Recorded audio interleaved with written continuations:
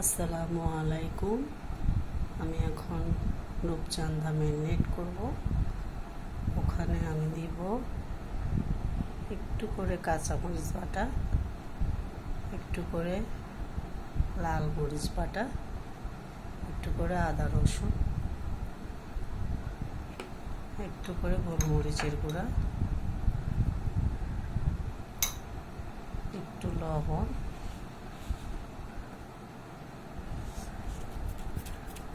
একটু soya sauce,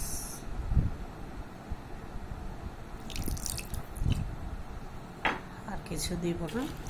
এভাবে রূপচাঁদাগুলো আমি ম্যারিনেট করে রাখবো। এই যে দেখেন, সরি, হলুদের গুঁড়া দেওয়া হয়নি, তো হলুদের গুঁড়া দিব।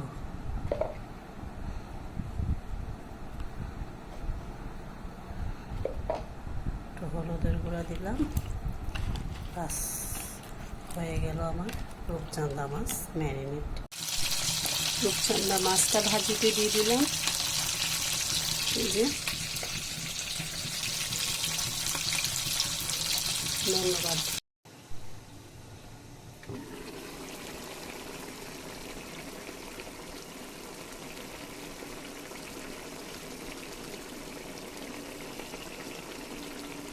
হয়ে গেল খিচুড়ি।